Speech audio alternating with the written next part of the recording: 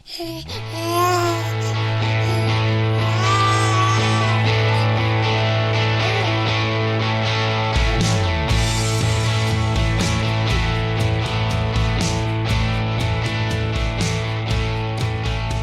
to the Aging Well podcast. I'm Jeff Armstrong here with Corbin Bruton. In this and the episodes that follow, we will share candid discussions on aging and hear from the experts. We are here to inform and encourage as we experience, well, aging. How do you see yourself at 60, 70, 80, 90, 100 years of age? What physical task do you want to be able to do as you age well? In today's episode, Corbin and I discuss our list of 10 activities that we feel are necessary to do on a weekly basis in order to age well. So Corbin, this past week I got an article forwarded to me by our friend Sandy Griffin. The article is titled Finish Strong. It was written by Peter Attia, the pretty well-known kind of longevity doctor. And it's kind of an interesting article, and I want to just kind of dive into it a little bit and really just kind of do more of a twist on it and talk about how it can be applied maybe for aging well. And in the article, he essentially just presents the longevity doctor's orders that he gives to his patients, and he has them make a wish list of 10 activities they'd like to kick butt at when they're 100, and then, attempt to try and gear their workouts toward them. And so it's essentially an excerpt from his book. The book is titled Outlive, The Science and Art of Longevity. It's written by both him and Bill Gifford.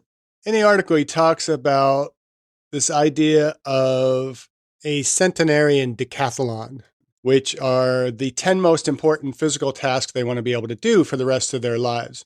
And so it's kind of a framework that he uses to organize his patients' physical aspirations for the later decades of their lives. And the list that he kind of starts them with is hike 1.5 miles on a hilly trail, get up off the floor under your own power using a maximum of one arm for support, pick up a young child from the floor, carry 2 5-pound bags of groceries for 5 blocks, lift a 20-pound suitcase to an overhead compartment of a plane, balance on one leg for 30 seconds, eyes open. And he says bonus points, eyes closed for 15 seconds. Have sex, climb 4 flights of stairs in 3 minutes, open a jar. And number 10 is do 30 consecutive jump rope skips. And of course, his list is much longer. He provides, I believe in the book, a list of 50 different items, and they kind of choose from those. And so what I thought is, okay, this is great, and I don't want to steal from his idea and try and come up with our list of tasks that we might want to do when we're 100.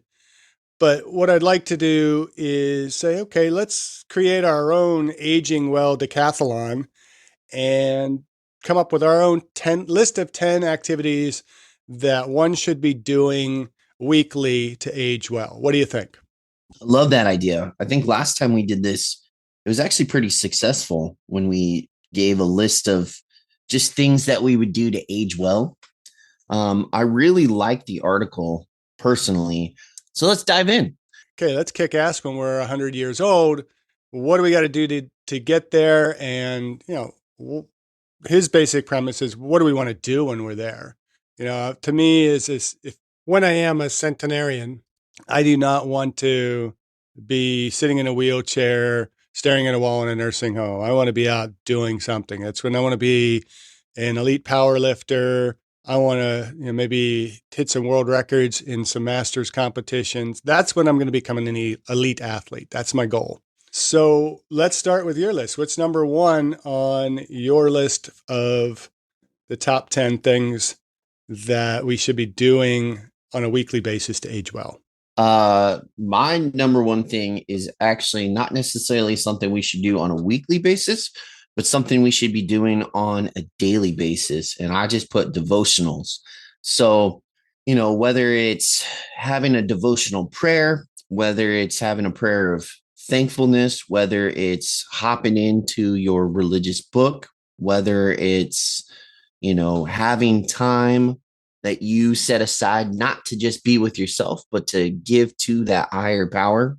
Um, Whatever your power may be, I have my devotional with God, Jesus, and honestly, just taking that time, waking up first thing in the morning, reading my Bible, focusing on the verses, meditating on that, it has completely changed my life around. So that would be my number one, is just having a devotional and strengthening that spiritual aspect of your life.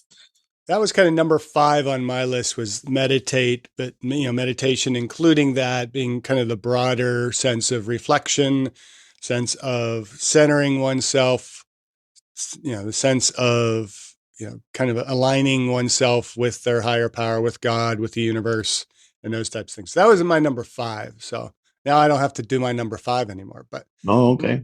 my number 1 should be no surprise. It's lift heavy shit. We talk about that a lot. And I honestly think that in order to be an active, healthy, productive centenarian, that's one of the priority things that we need to be able to do. We talk often about the kind of the basic 5. We want to be, and again, remember that lifting heavy is relative. It doesn't mean that, an 85-year-old grandmother has to be lifting 500 pounds. It might be 45 pounds or 50 pounds. I talked about carrying those 5-pound grocery bags 5 blocks. I mean, that's carrying heavy stuff. So doing the squat, doing variations of the deadlift, the hip hinge, the bench press, rows and presses, those are things that we should be lifting heavy in order to challenge our physical bodies, in order to be able to do the activities that we would want to be doing when we're 100 years old. That is actually my number 2, which is literally lift heavy shit. Well, no, I put lifting weights, but Okay. primarily the 5x5 program that we kind of talk about. So I put down, the deadlift, the squat, bench press, not lat pull downs, but lat pull down / pull up, and then an overhead press. I think just the 5 of those movements, adding to your weekly routine, 3 days a week, I think you're going to see significant results on that. And we've talked about that several times in this podcast. So it's not this particular episode, but we've talked about it in previous episodes on this podcast. So there's really no sense of just continuously bringing it up over and over again. No, I think it is necessary to bring it up over and over again, because I think it's one of the things we really have to drive home to people who want to age well.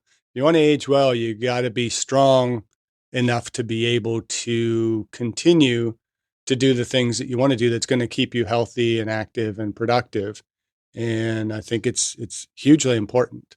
And that's why I didn't rank it ahead of meditation or the spiritual aspects. Is obviously, I mean, I have a high importance on that, but there's a lot of people who are, very spiritual. They go to church every Sunday. Some people, there's some older people that go to church almost daily, and their physical health is not where it should be, because that alone, is not going to, and that's why I always say that, from a wellness standpoint, the spiritual and the physical are interconnected, because you really need both to be able to succeed in all those different aspects of life. And so, yeah, I think lifting heavy shit's going to be very important. So my number 2 should not be a surprise. Get a regular bedtime and sleep 7 to 8 hours a night. And I came across this week as I was, just doing some other stuff. Somebody linked about Arnold making the case for, sleeping 7 hours or more a night. And he referenced an article titled "The Association Between Reduced Sleep and Weight Gain in Women." And he says in the article that if you sleep, people who sleep 7 hours or more on average gain 5 pounds less over a 16-year period than women who only slept 5 hours or less. But his math was off a little bit. For an Austrian, he should have been able to convert kilograms into pounds more effectively. It's actually about 2.5 pound difference. But still, the results of this study basically indicate that women who are sleeping 5 hours or less gained about 2.5 pounds more than those who were sleeping 7 hours over the 16-year period. And women who are sleeping 6 hours gained about 1.5 pounds more. And so for body composition, sleep alone is important. There's another article that we will link in the discussion notes that basically concluded that both habitual short sleepers and long sleepers are at greater risk of obesity. And this was in a population-based 10-year follow-up study in women. And so there's that sweet spot of probably sleeping between about 6 and 8 hours a day is going to be important to our overall health and wellness and aging well. Number 3 for me, go on an adventure. I think in today's society, there's a lot of people that they have that FOMO, that fear of missing out, and diving into social media. They're like, oh man, look at this person doing this cool thing. Look at this person doing that.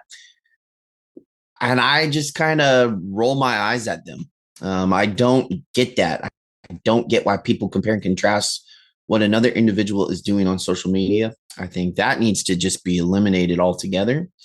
But more importantly, I feel that life is too short, and this world has such an amazing offering that all of us can either see, hear, do. And so my number 3 would be go on an adventure. It doesn't have to be a huge adventure. It could be right in your back door, right at your state. You can, go on a road trip and then see a nice view. We live in America, having our 50 states. There's plenty of amazing national parks. There's plenty of amazing state parks.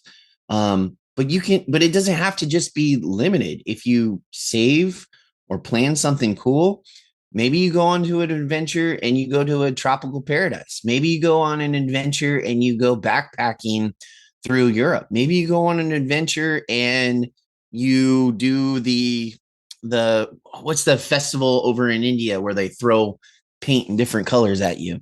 Maybe you go on an adventure and you do the bull running in Spain, or you view it. Whatever it is, go on an adventure and treat yourself to some of the amazing things that are out there. Don't just stick into a box. Don't just be stationary. Like, see what else is out there. Expose yourself to a different culture. Expose yourself to the beauties of the world. Expose yourself to just adventure. Whatever that adventure is for you, go out and go do it. So how do you manage that on a weekly basis? I can't imagine that there's anybody other than the wealthiest in the world. Maybe Elon Musk, when he retires someday, will have enough money that he can literally go across the globe on a weekly basis and do a different adventure every week. But on a weekly basis, how do you accomplish that? Well, like a weekly basis, again, for the more extravagant ones, you're obviously going to have to save money and plan ahead accordingly. But for the weekly ones, we used to do a thing back in the day called Sunday drives, where people would just get in their car and they would just drive around. You can do a spontaneous road trip. You can clear your mind. You can, just sightsee. That an adventure is something that doesn't necessarily need to be planned. That's part of the adventure. You know what I mean? You can just drive out to the coast. And if you don't live in a coastal area, you can drive out to the woods. You can drive to an area where, you're going to watch the sunset. Whatever that adventure is, go for it. Drive to, maybe you Google searched the best burger in the state that you're living in. Cool. Make a road trip out there. So coming from the younger generation that says that our population, my generation has screwed up the world with global warming and all that, you're telling us to drive a lot more.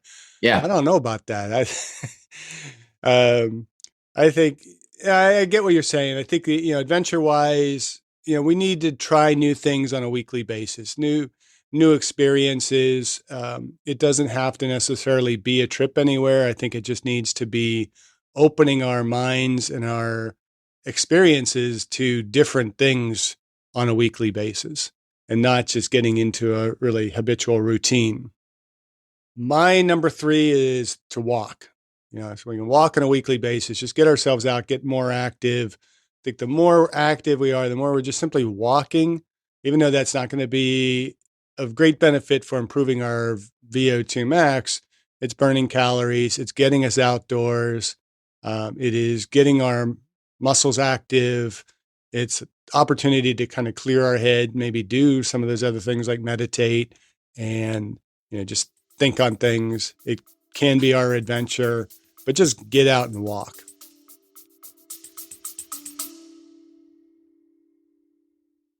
I discussed my epigenetics test with True Diagnostic co-founder Hannah Wendt in episode 162. Epigenetic testing measures baseline and changes in your pace of aging, giving you the power to steer your anti-aging or health and wellness journey in the right direction. I learned that I am aging well. Click on the affiliate link in the episode description, use the promo code AGEWELL, and receive a 12% discount on your epigenetics test and monitor your pace of aging. My number 4 isn't necessarily a weekly event per se. It's something that you can do possibly quarterly, but once you do it quarterly, you will maintain it weekly. And that is to plan an event. So what I mean by this is whether you're, planning a wedding, planning a birthday party, planning a retirement, planning a fundraiser, planning something, becoming involved with your community and helping putting on some form of function where it's going to involve not just yourself, but the community around you. It's going to have some impact. I strongly advise anyone do that because one, it teaches you a thing or two about money. It teaches you a thing or two about handling stress. It teaches you how to balance your time out. It teaches you how to become creative and say, okay, we can't necessarily do this, but let's do that. And then it also teaches you how to be flexible. Sometimes in life we plan things and everything will be going super smooth and wonderful. And then life says, no, I'm not going to do that today. And it'll throw you a curveball and you have to roll with the punches. And I think a lot of people that stay in their bubble and they don't get out and they don't become involved in something bigger than themselves, they can't handle that. So I would say the best way to become confident in that particular scenario is to plan an event and then just once you give yourself that timeline, say, okay, in 3 months, I'm going to put on an event for my school, or I'm going to put an event for my kids' sport team, or I'm going to put on an event at my parents' retirement home. Whatever the case may be, give yourself that time frame and then just hit that goal and make it happen. Would a kind of better weekly approach to that be just simply to involve yourself in your community, become active in your community? Yeah. So yes, becoming involved in a community event where you're a part of planning an event is one thing. But I would say if you are going to be a part of that event, I would say take on a little bit more responsibility. That way you're becoming accustomed to, okay, this is my domain. I'm a part of the event, but I'm in charge of making sure the music for the event is good. So I need to do my due diligence. I need to do my research and everything. And so you're taking on that responsibility where if anything goes awry, it kind of falls on you because that was your responsibility versus, well, I was in charge of the music, but the main event was actually, it was this other individual. So it kind of falls on them. No, take on that responsibility, be a part of something bigger than yourself.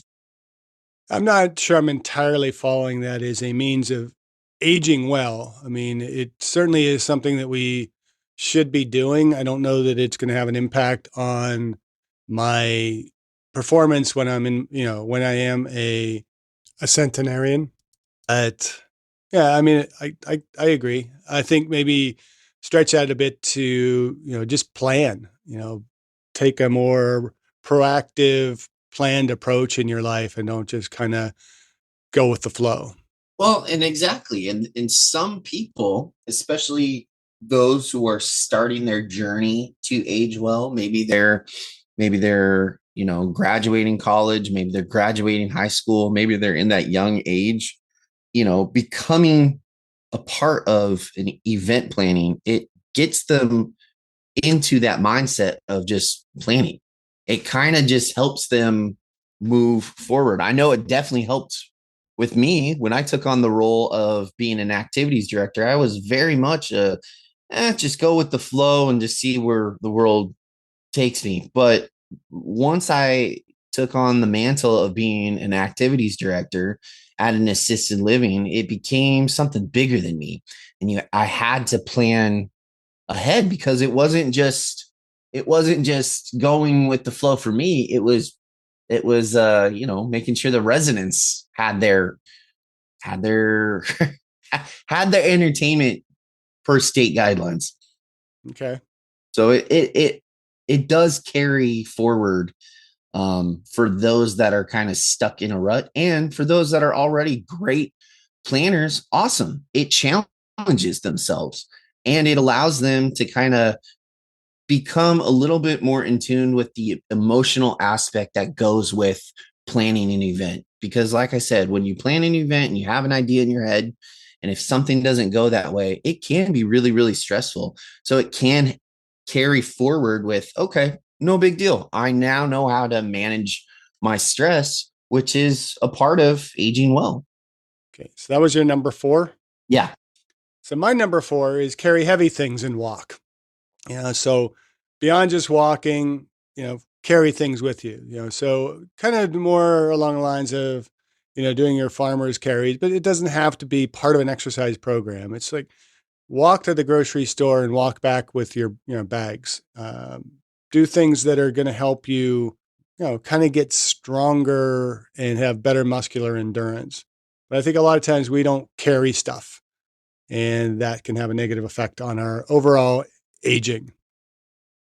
My number 5 is challenge yourself physically. So obviously it can be a matter of lifting weights, but maybe you're going to challenge yourself by adding weekly another 2.5 pounds to your load weekly. It could be signing up for a 5K, 10K, mini marathon. It could be training in a way that you're going to be able to touch the rim on a basketball hoop. Whatever the case may be, challenge yourself physically, and to linking that with having an adventure. I mean, you could challenge yourself physically by walking up a 7-mile hike that's at a 14% incline, and what you're tying in that adventure aspect to it, where you get to see the summit at the top.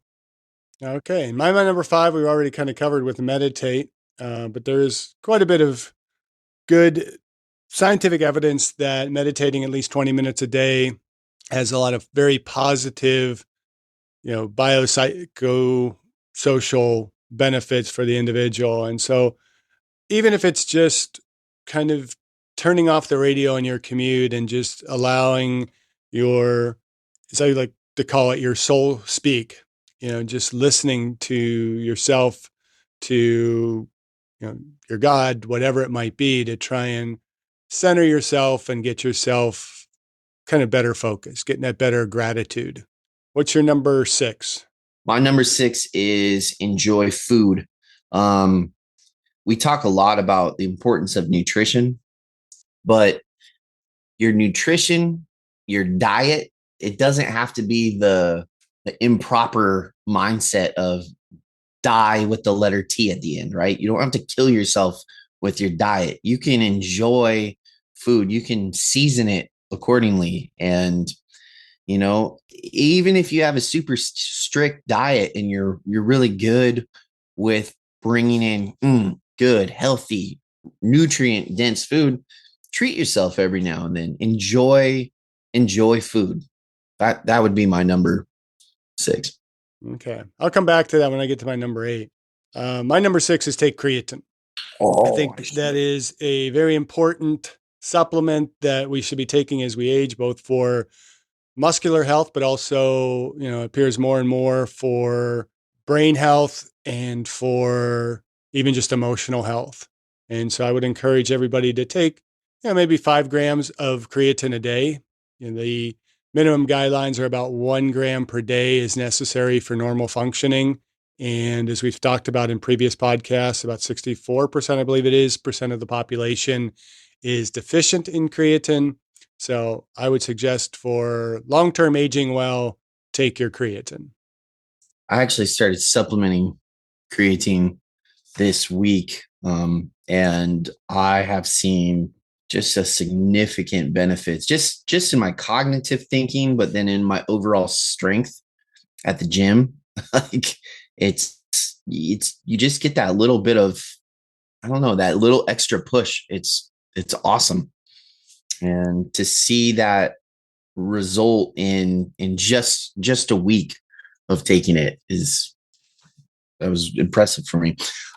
I wish our listeners were taking my advice a little bit faster than you are taking it. We've been talking about creatine for a while and you just started? No, I was taking creatine daily and then I just kind of stopped for several months because You started taking it again. Yeah, I started retaking it and it's just amazing and I love it. And I don't know, I feel like the mental benefit you get from it, which a lot of people are like, no, you take it for your muscle. No, you see significant benefits with your brain. My fiance, she takes it too, and she says the same thing. She's like, I just feel more alert and more present when I take it. So take your creatine. Take it. It's so amazing. Number 7. Number 7 is I said set a bedtime. This one I will give you full credit for. This is probably the best advice I've ever heard. Set a bedtime. Get on a routine. Get on a habit.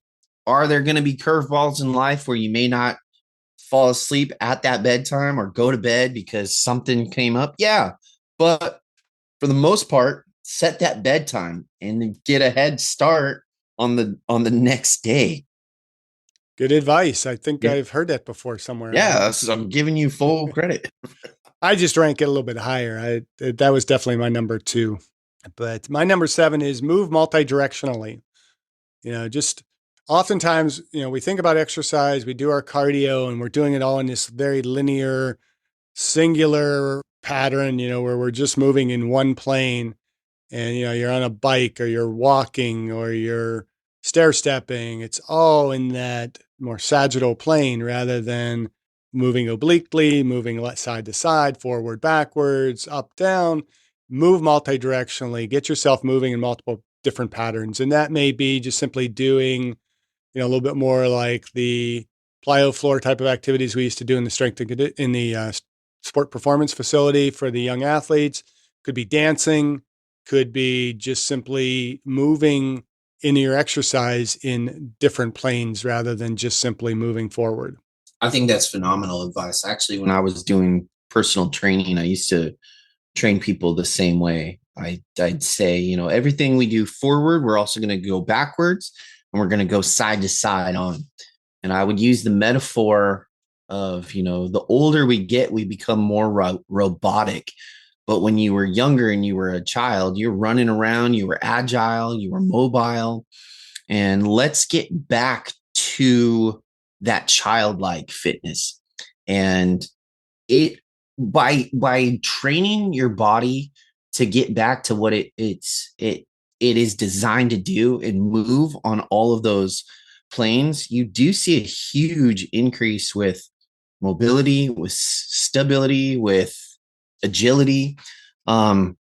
Yeah, that is an amazing one. That I wish I would have thought about that. That probably would have been my number three, actually, if I would have thought about that one. That should be ranked a lot higher. My next one is set family time. So you can take this as you want, but it can be your immediate family, or you can have weekly gatherings where you bring in more family members as well. But setting that family time and it yeah, I think in today's society it's not it used to be a huge deal, and it's kind of not happening as often as it is as it needs to be. And I think just spending time with the family is something that's really overlooked and underappreciated.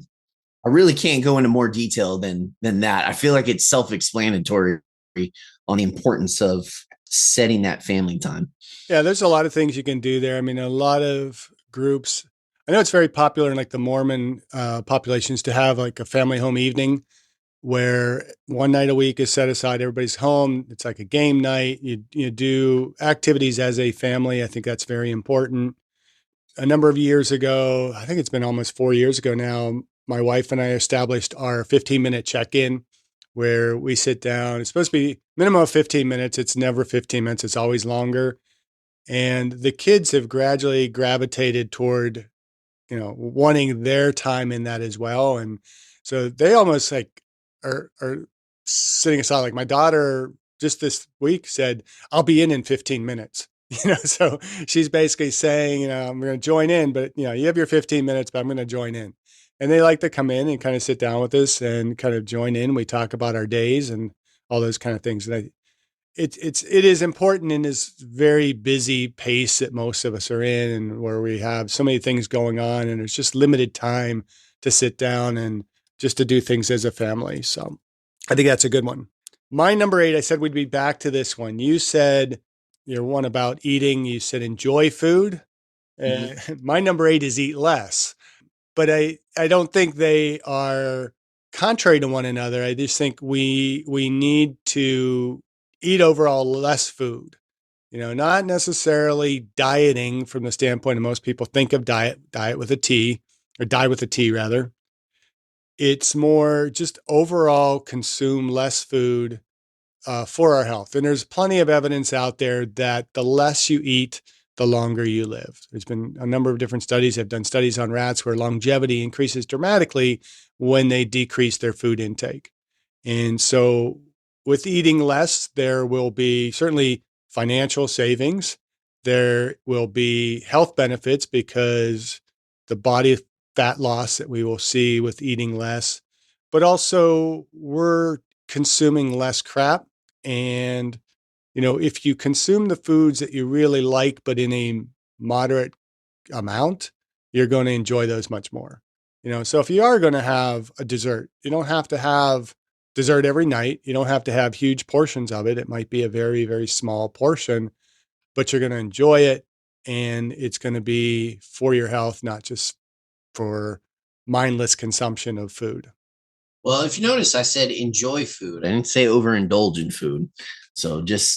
So I think we're saying the exact same thing on that one. But yes, I would definitely agree.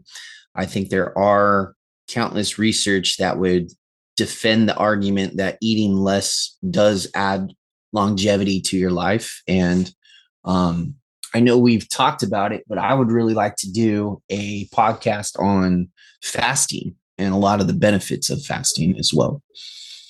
Okay. Number 9.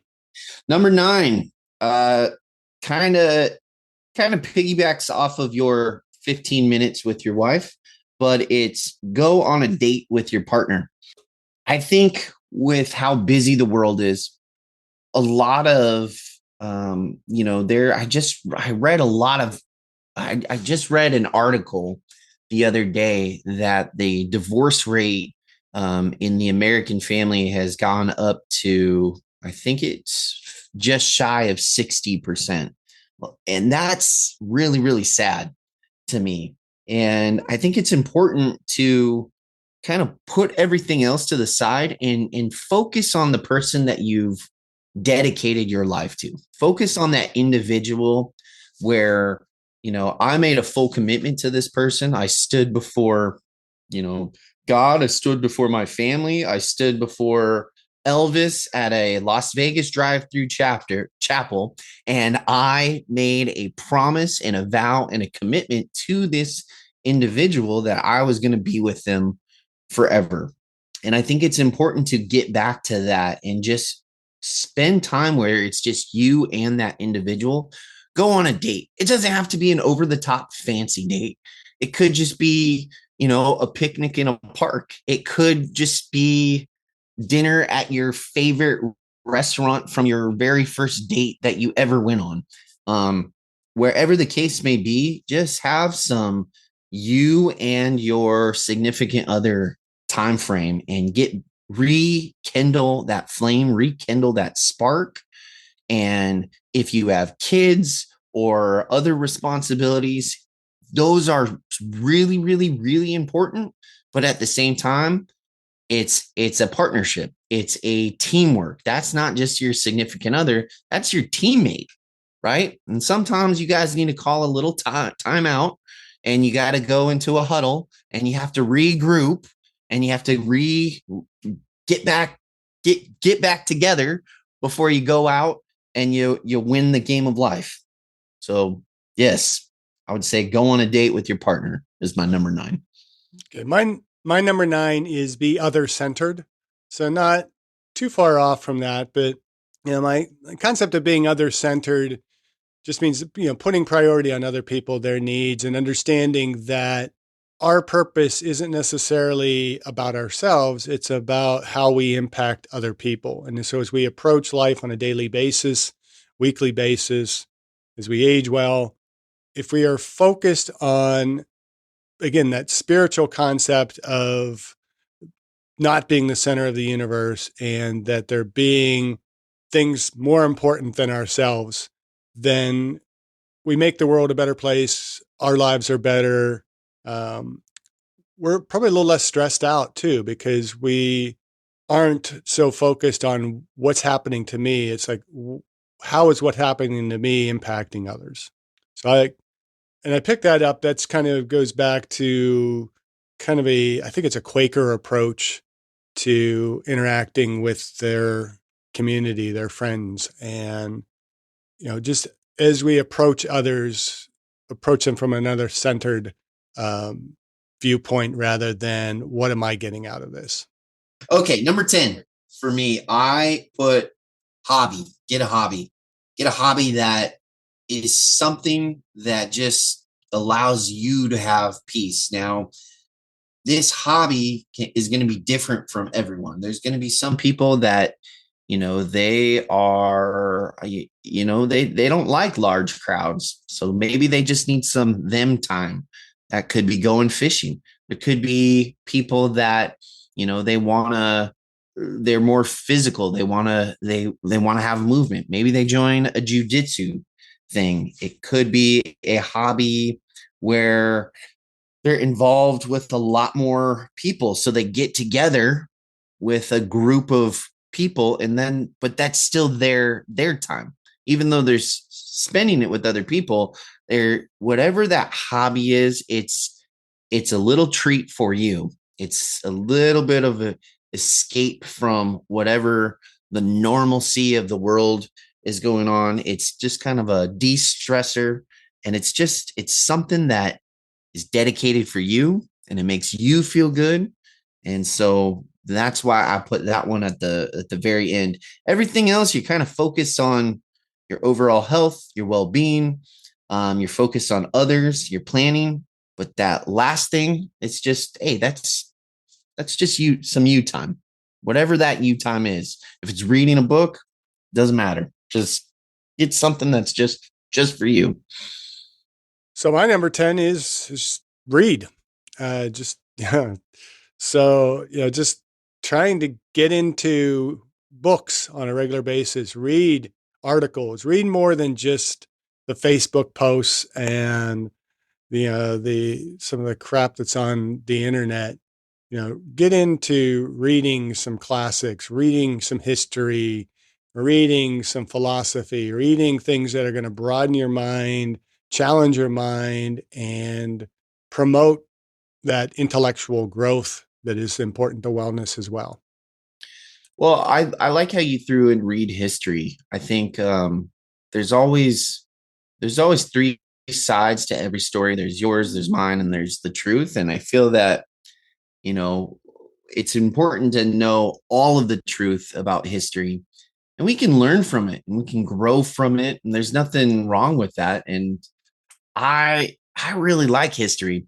In fact, some of my planning adventures things, sometimes my fiance and I we'll just go somewhere here in Oregon, but we're going there because we've looked up the historical aspect of it.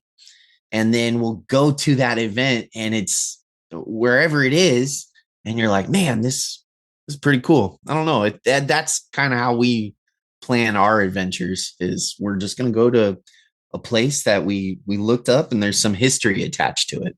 So learning, growing.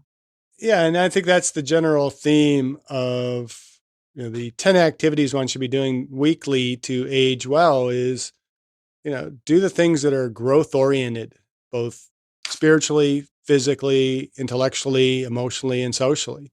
And if we're doing that, I think if we're focused in on what I call that well-centered fitness, then I think we are steps ahead of our peers in terms of aging well. Totally. Any concluding statements as we wrap up today's podcast? My concluding statement would be this is just our list. And as you noticed, that our list had similarities with it, but it was significantly different. So who's ever out there listening, hopefully our list inspired you. Hopefully the first list inspired you. But it's your life. You're the one that needs to take the steps in order to age well. So figure out what your list is. And hopefully by you figuring out your list and you customizing it, it's going to allow you to age well. Age well. Yeah, I would say as well, just determine what aging well means for you and plan your path to get there. Determine the 10 things you need to do to accomplish those aging well goals. And if you're looking at Peter Attia's list of things that you can be doing or want to be doing when you are a centenarian, then what do you have to do to get there? And go do it. Do it with a gusto and age well. Thank you for listening. I hope you benefited from today's podcast. And until next time, keep aging well.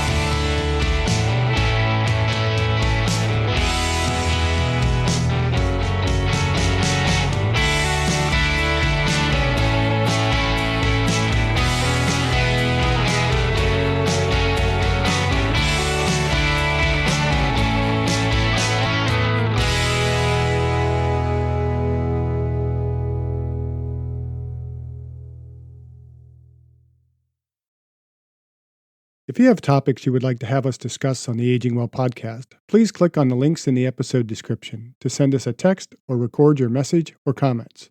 We'd love to hear from you and how we can help you age well.